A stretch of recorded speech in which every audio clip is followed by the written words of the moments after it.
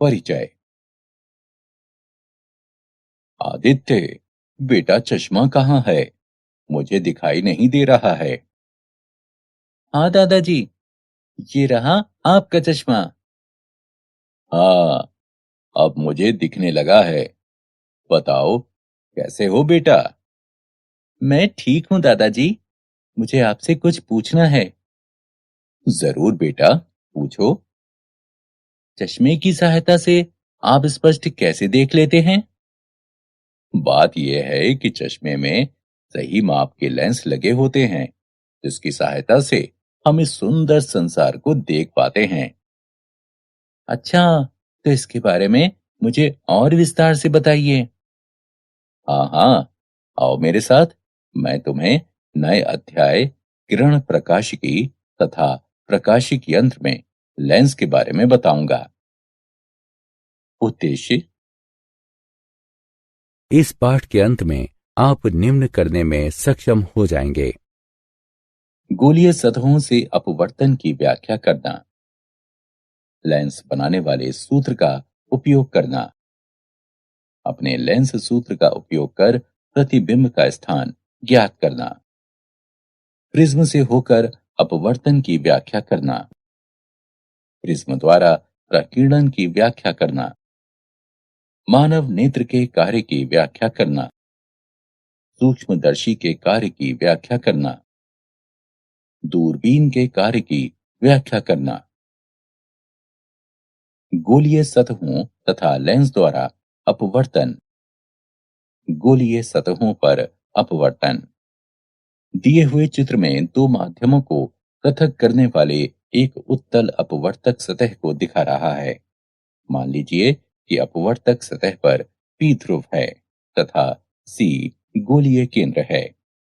मान लीजिए कि विरल तथा सघन माध्यम में अपवर्तनांक क्रमशः n1 तथा n2 है।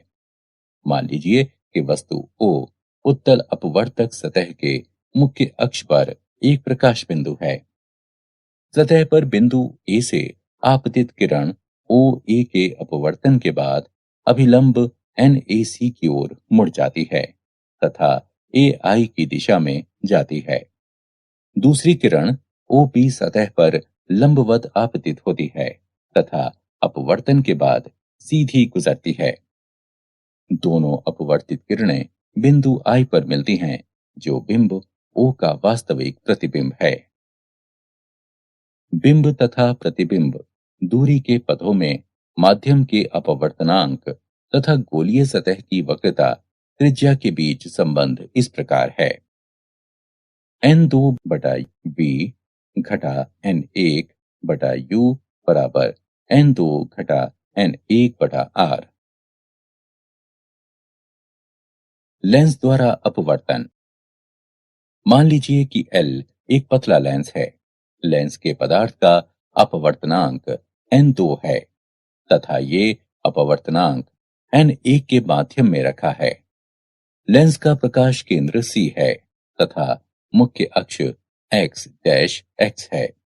लेंस की सतह की वक्रता त्रिज्या r1 तथा r2 है तथा उनके ध्रुव P1 तथा P2 हैं। लेंस की मोटाई t है, जो बहुत कम है। बिंदु O लेंस के मुख्य अक्ष पर वस्तु बिंदु है।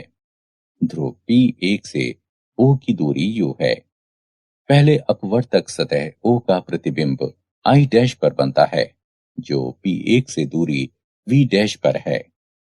प्रतिबिंब I डैश दूसरी सतह के लिए आभासी वस्तु का कार्य करता है तथा दूसरी सतह से अपवर्तन के बाद अंतिम प्रतिबिंब I पर बनता है। पतले लेंस के लिए अपवर्तनांक का सूत्र है। यह सूत्र लेंस बनाने वाला सूत्र कहलाता है। यह सूत्र अवतल लेंस के लिए भी लागू होता है। यदि प्रथम माध्यम वायु है तथा लेंस के पदार्थ का अपवर्तनांक n हो, तो n2 बटे n1 बराबर n तथा हम निम्न जानते हैं। अतः लेंस बनाने वाला सूत्र इस प्रकार लिखा जा सकता है।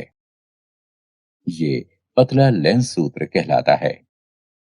प्रकाश के वास्तविक स्रोत की ओर के बिंदु को प्रथम फोकल बिंदु, जबकि दूसरी बिंदु को द्वितीय फोकल बिंदु कहते हैं।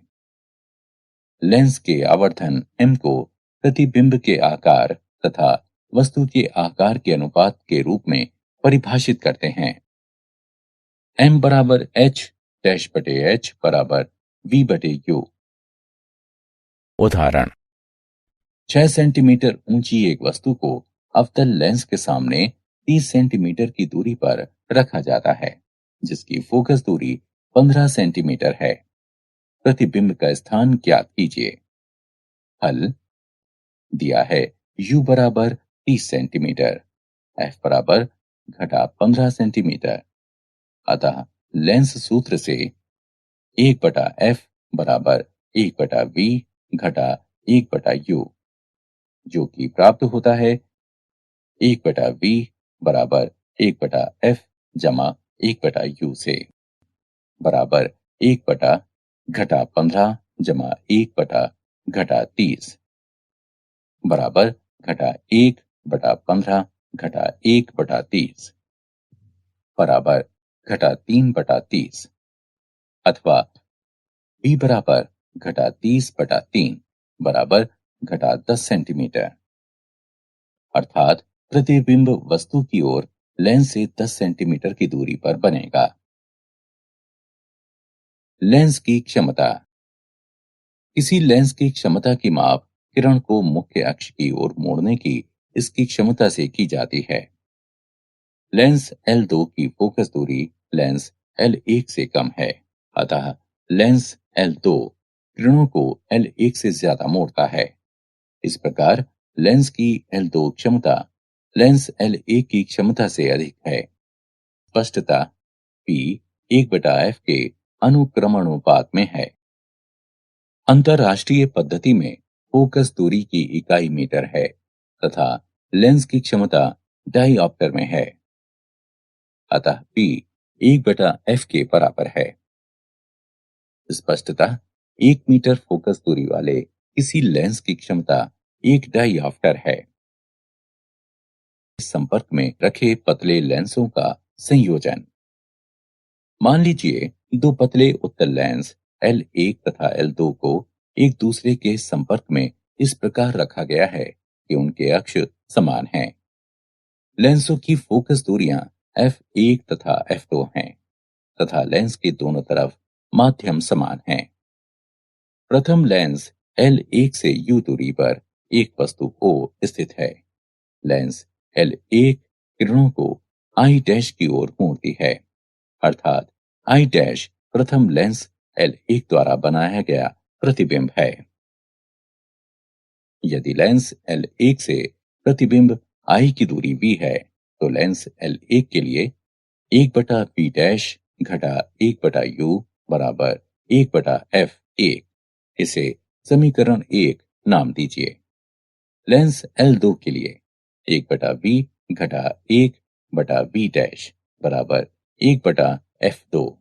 इसे समीकरण 2 नाम दीजिए। समीकरण 1 तथा 2 को जोड़िए। इसका मान 1/v घटा 1/u बराबर 1/f होगा, जहां 1/f बराबर 1/f1 जमा 1/f2। यदि f1, f2, f3 इत्यादि फोकस दूरियों के कई पतले लेंस एक दूसरे के संपर्क में रखे हैं, तो इस संयोजन की प्रभावी फोकस दूरी इस प्रकार होगी। 1/f बराबर 1/f1 जमा 1/f2 जमा 1/f3 इत्यादि। क्षमता के पदों में इसे इस प्रकार भी लिखा जा सकता है। P बराबर P1 जमा P2 जमा P3 इत्यादि। संयोजन का कुल आवर्धन M लेंसों के अलग अलग आवर्धनों M1, M2, M3 इत्यादि के गुणनफल के बराबर होंगे। M बराबर M1 गुणा M2 गुणा M3 इत्यादि। प्रिज्म से होकर अपवर्तन।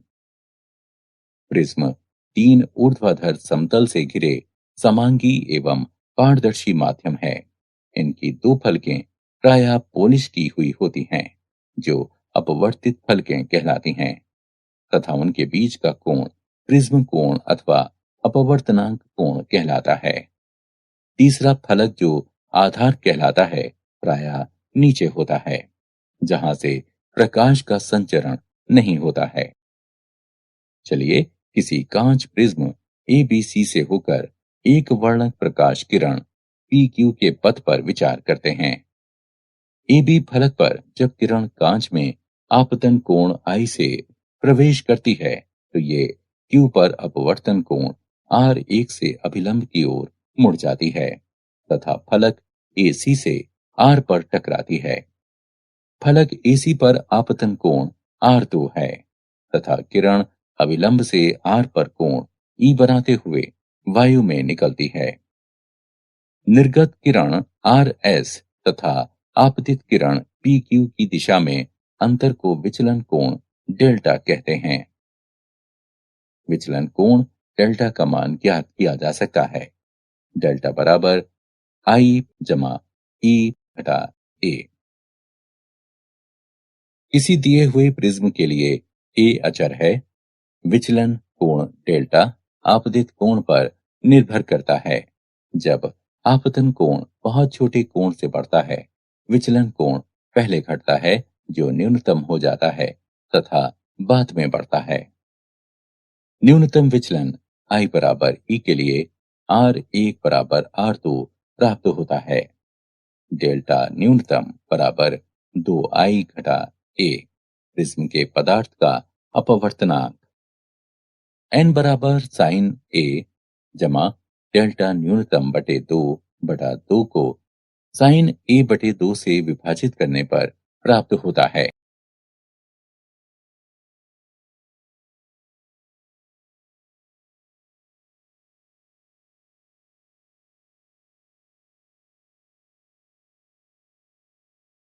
प्रिज्म द्वारा परिक्षेपण। श्वेत प्रकाश का संघटक रंगों में विपाटन परिक्षेपण कहलाता है। रंगों के घटक क्रम में इस प्रकार प्राप्त होते हैं: बैगनी, नीला, आसमानी, हरा, पीला, नारंगी और लाल।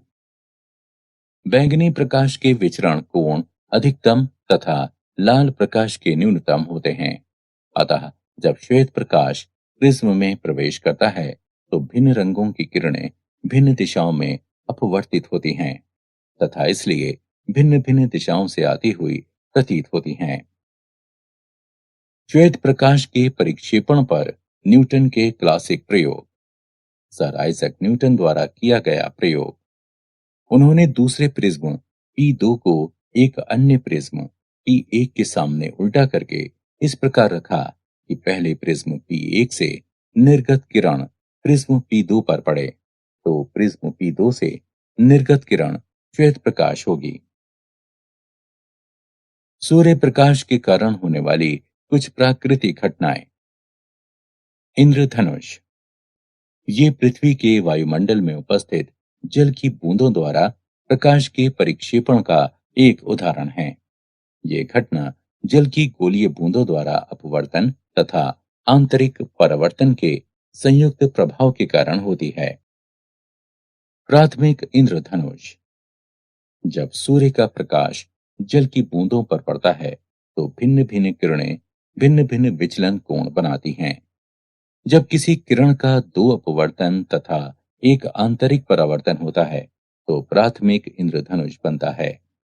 लाल किरण की तीव्रता अधिकतम 42 डिग्री तथा जामुनी किरण की तीव्रता 40 डिग्री होती है।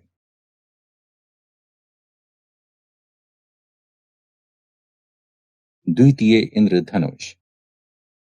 जब सूर्य का प्रकाश वर्षा की बूंदों पर इस प्रकार पड़ता है कि दो अपवर्तन तथा दो आंतरिक परावर्तन हों, तो प्राथमिक इंद्रधनुष के साथ द्वितीय इंद्रधनुष भी प्राप्त होता है। द्वितीय इंद्रधनुष में जामुनी रंग का विचलन लाल रंग की अपेक्षा अधिक होता है।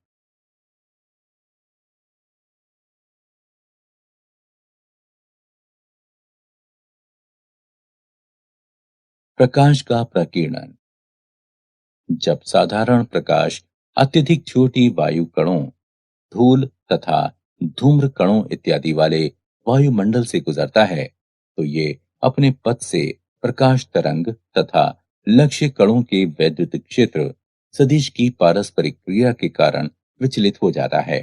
ये घटना प्रकीर्णन कहलाती है तथा विचलित प्रकाश को प्रकीर्णित प्रकाश कहते हैं।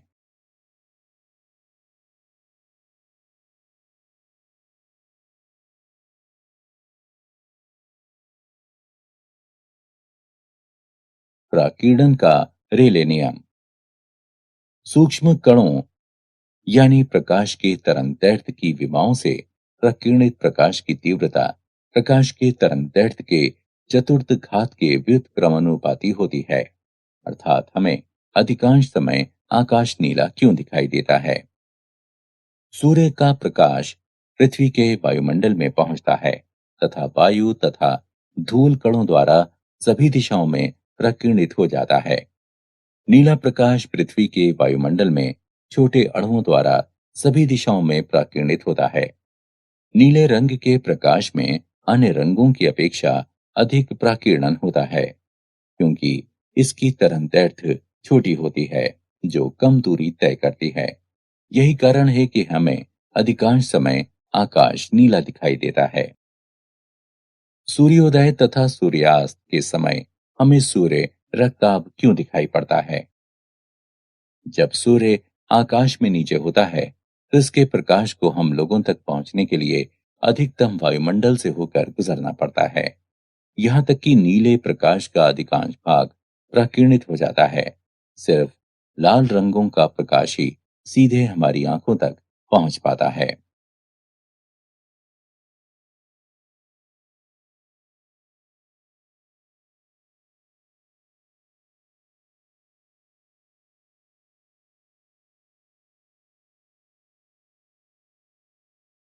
प्रकाशिक यंत्र, नेत्र। हमारी आंख उत्तल लेंस की भांति कार्य करती है जो पेशियों द्वारा स्थिर होती है। ये लेंस नेत्र लेंस कहलाता है। किसी प्रकाशवान वस्तु से आती हुई किरणें जब आंख के लेंस पर पड़ती हैं तो अपवर्तन के बाद ये रेटिना पर फोकस होती हैं।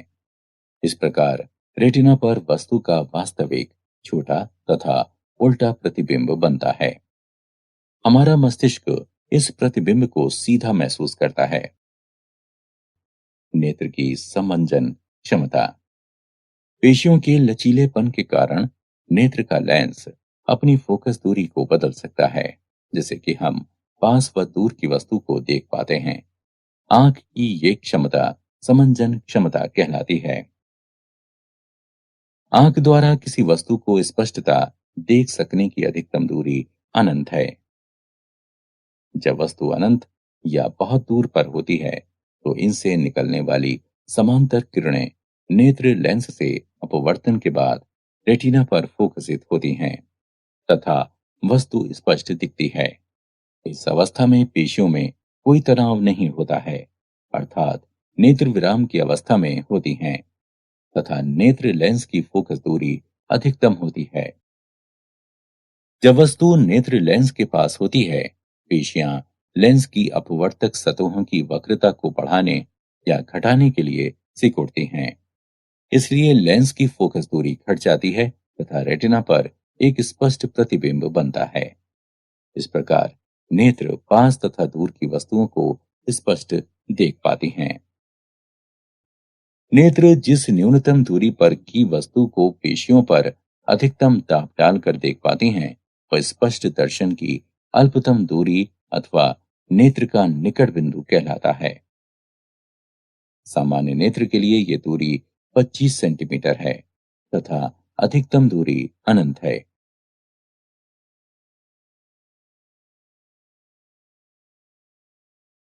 प्रकाशिक यंत्र, नेत्र। पुतली। पुतली का कार्य नेत्र में प्रवेश करने वाले प्रकाश की मात्रा को नियंत्रित करना है। जब प्रकाश अधिक होता है तो पुतली स्वभावतः सिकुड़ जाती है तथा जब प्रकाश मंद होता है तो पुतली अपने आप विस्तारित हो जाती है। ये प्रक्रिया अनुकूलन कहलाती है। दृष्टि की संवेदनशीलता। जब नेत्र किसी वस्तु को देखते हैं तो नेत्र के सामने से वस्तु को अचानक हटा लेने के बाद रेटिना पर बन रहा वस्तु का प्रतिबिंब अचानक गायब नहीं हो पाता है। यह अनुभव लगभग 10वें सेकंड की लघु अवधि तक भी होता रहता है। इसे दृष्टि की संवेदनशीलता कहते हैं। वो स्थान जहां पर दृग तंत्रिका नेत्र में प्रवेश करता है प्रकाश के प्रति असंवेदनशील होता है तथा ये काला धब्बा कहलाता है।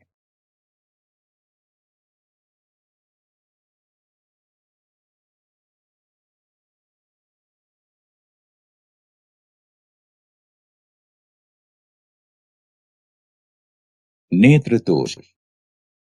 निकट दृष्टि अथवा मोयोपिया। मायोपिया नेत्र का एक ऐसा दोष है जिसमें व्यक्ति केवल पास की वस्तु को देख पाता है किंतु दूर की वस्तु को स्पष्टता नहीं देख पाता है।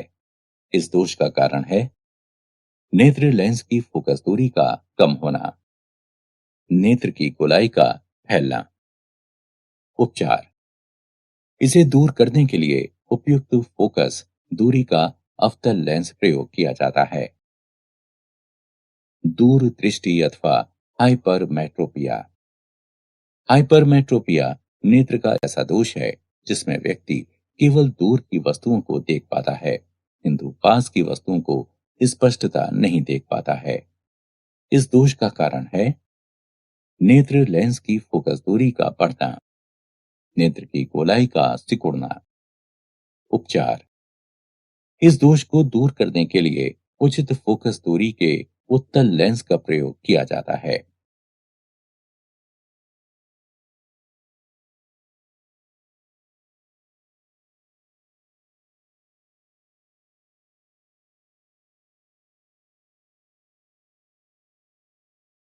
नेत्र दोष। प्रेसबायोपिया। बढ़ती उम्र में नेत्र लेंस फोकस दूरी को बदलने की अपनी क्षमता खो देती हैं। इसके परिणाम स्वरूप नेत्र का निकट बिंदु दूर विस्थापित हो जाता है तथा दूर का बिंदु अधिक पास आ जाता है जिससे कि नेत्र पास की वस्तु तथा दूर की वस्तु को नहीं देख पाते हैं। नेत्र का ये दोष प्रेसबायोपिया कहलाता है। इस दोष को द्विफोकल लेंस के प्रयोग द्वारा दूर किया जाता है। एस्टिग्मेटिज्म।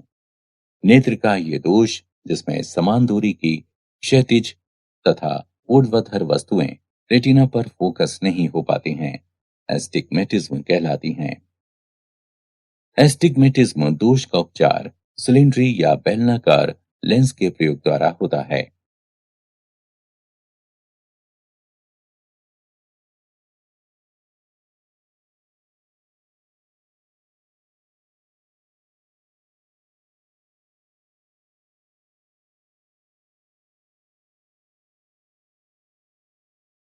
सूक्ष्मदर्शी। सूक्ष्मदर्शी निकट की बहुत सूक्ष्म वस्तु को देखने का एक प्रक्रम है। किसी सरल सूक्ष्मदर्शी में छोटे फोकस दूरी का एक उत्तल लेंस होता है। सरल सूक्ष्मदर्शी का सिद्धांत है कि यदि किसी वस्तु को लेंस तथा इसके मुख्य फोकस के बीच रखा जाए तो लेंस द्वारा निर्मित प्रतिबिंब सीधा तथा आवर्तित होता है। किसी सूक्ष्मदर्शी की आवर्धन क्षमता m बराबर d गुणा 1/f घटा 1/v जब अंतिम प्रतिबिंब दर्शन की अल्पतम दूरी पर होता है अर्थात v बराबर d तो m बराबर 1 - d/f। जब अंतिम प्रतिबिंब अनंत पर निर्मित होता है तो v बराबर अनंत, m बराबर d गुणा 1/f 1/अनंत बराबर d/f। संयुक्त सूक्ष्मदर्शी। इसमें लंबी बेलनाकार नली होती है जिसके एक सिरे पर छोटे छिद्र वाले तथा छोटे फोकस दूरी वाले एक उत्तल लेंस होते हैं। ये अभिदृश्यक लेंस ओ कहलाता है। नली के दूसरी ओर दूसरे समान अक्षीय तथा चौड़ी नली लगी होती है जिसमें इसके बाह्य छोर पर उत्तल लेंस ई होता है। ये लेंस नेत्र की ओर होता है, जो नेत्रिका कहलाता है। नेत्रिका की फोकस दूरी तथा द्वारक अभिदृश्यक की तुलना में बड़ा होता है। नेत्रिका के आगे कुछ दूरी तक तार लपेटा होता है। संपूर्ण नली, शिकंजे तथा पिनियन व्यवस्था की सहायता से आगे पीछे गति कर सकता है। संयुक्त सूक्ष्मदर्शी की आवर्धन क्षमता m बराबर घटा b शून्य बटा u शून्य गुणा d बटा f e जमा d बटा v e। यहाँ चिन्ह पूर्ववत रखा गया है।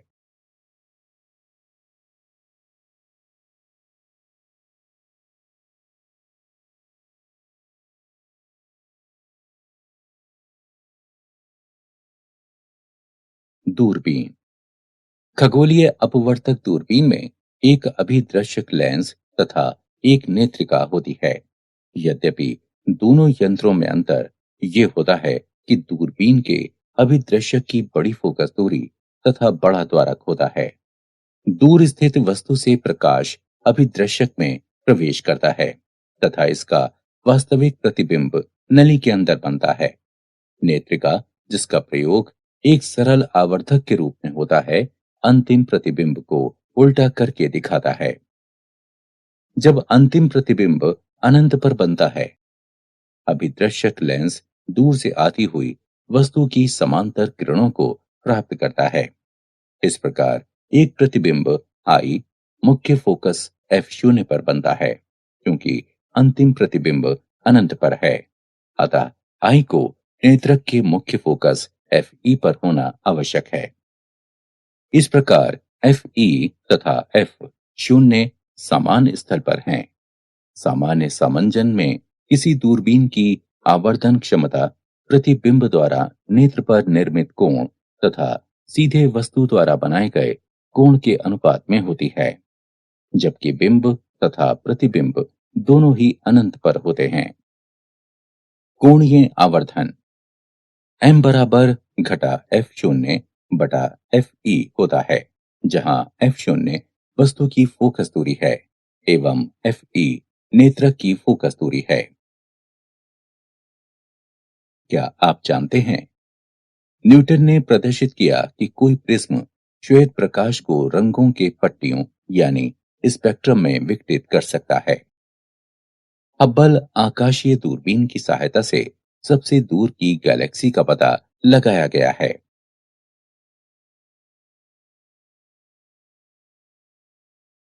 सारांश। आइए हमने जो कुछ सीखा है उसे संक्षेप में दोहराएं। माध्यम के अपवर्तनांक के पदों में वस्तु तथा प्रतिबिंब की दूरी तथा वक्र गोलीय सतह की वक्रता त्रिज्या के बीच संबंध है।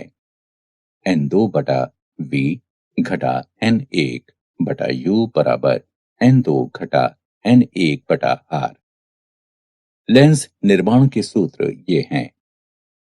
पतला लेंस सूत्र है लेंस की आवर्धन m बराबर v बटा u। लेंस की क्षमता p बराबर 1/f मीटर में डायोप्टर d। क्षमता P1, P2, P3 इत्यादि वाले पतले लेंस की संयोजन क्षमता है। P बराबर P1 जमा P2 जमा P3 जमा इत्यादि। प्रिज्म के पदार्थ का अपवर्तनांक n बराबर साइन a जमा डेल्टा न्यूनतम बटा 2 को साइन a बटा 2 से भाग देने पर प्राप्त होता है, जहां a प्रिज्म का कोण तथा डेल्टा m न्यूनतम विचलन है। श्वेत प्रकाश का संघटक वर्णों में विपाटन परिक्षेपण कहलाता है। सूक्ष्म कणों प्रकाश के तरंग दैर्ध्य की विमाओं से प्रकीर्णित प्रकाश की तीव्रता प्रकाश के तरंग दैर्ध्य के चतुर्थ घात के व्युत्क्रमानुपाती होती है, अर्थात आई 1/लैम्ब्डा की घात 4 के अनुक्रमानुपाती होती है। मायोपिया, हाइपरमेट्रोपिया, प्रेस्बायोपिया तथा एस्टिग्मेटिज्म आंख के दृष्टि दोष हैं। सूक्ष्मदर्शी की आवर्धन क्षमता m बराबर d गुणा 1 बटा एफ गुणा 1/v। संयुक्त सूक्ष्मदर्शी की आवर्धन क्षमता m बराबर घटा v शून्य बटा u शून्य गुणा d बटा एफ ई जमा d बटा वी। दूरबीन का कोणीय आवर्धन है m बराबर घटा f शून्य बटा एफ ई, जहां f शून्य बिंब की फोकस दूरी है तथा एफ ई नेत्रक की फोकस दूरी है।